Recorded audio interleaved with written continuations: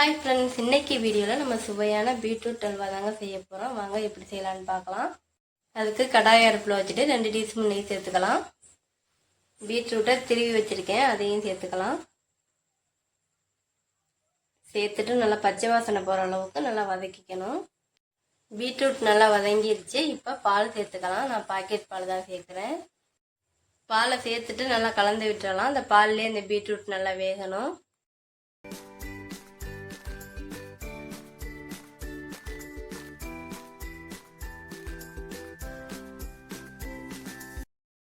இப்போ கொஞ்சமாக உப்பு சேர்த்துட்டு நல்லா கலந்து விட்டுறலாம்.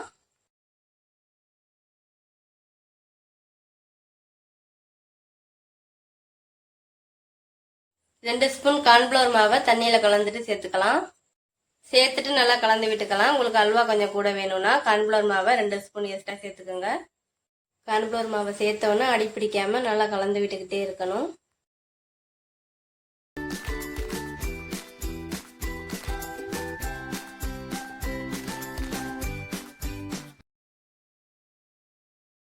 இந்த மாதிரி அல்வா பதத்துக்கு வந்தோன்னா 2 ஸ்பூன் நெய் சேர்த்துக்கணும். நெய் சேர்த்துட்டு நல்லா கலந்துக்கலாம்.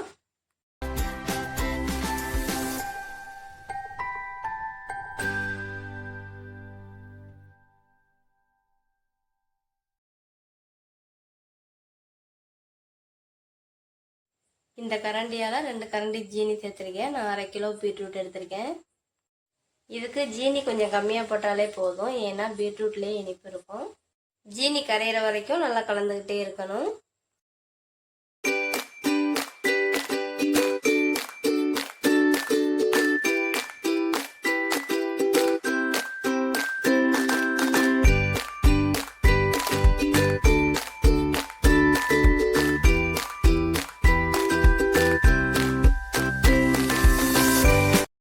இப்போ பாருங்க, நல்லா அல்வாப்பா தான் வந்துருச்சு. இந்த ஸ்டேஜில் நெய்யில் வறுத்த முந்திரியை சேர்த்துக்கலாம். உங்ககிட்ட என்ன நட்ஸ் இருக்கோ அதையும் சேர்த்துக்கோங்க. என்கிட்ட முந்திரி மட்டும்தான் இருந்துச்சு, அதான் நான் சேர்த்துக்கிட்டேன். இந்த அல்வா செய்யும் போது ஒரு 10 பேரிச்சம்பழம் சேர்த்துக்கிட்டிங்கன்னா இன்னும் டேஸ்ட்டு சூப்பராக இருக்கும். அல்வாப்பா தான் வந்துருச்சு. நல்லா கலர் மாறுற வரைக்கும் நல்லா கலந்து விட்டுக்கிட்டே இருக்கணும்.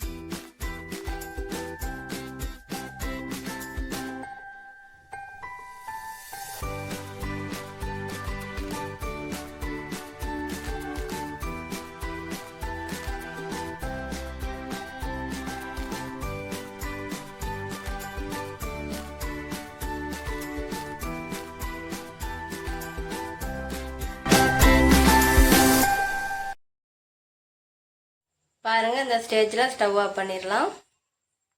சுவையான பீட்ரூட் அல்வா ரெடி ஆயிடுச்சு. இந்த மாதிரி உங்கள் குழந்தைங்களுக்கு செஞ்சு கொடுங்க. என் சேனலை முதல் தடவை பார்க்குறீங்கன்னா சப்ஸ்கிரைப் பண்ணிக்கோங்க. பக்கத்தில் இருக்க பெல் பட்டனையும் அழுத்திடுங்க. அப்போ தான் நான் போடுற அடுத்தடுத்த வீடியோ உங்களை தேடி வரும். இந்த அல்வாவை செஞ்சு பார்த்துட்டு எப்படி இருக்குன்னு கமெண்ட்ல சொல்லுங்கள். என் வீடியோ பார்த்த அனைவருக்கும் ரொம்ப நன்றி.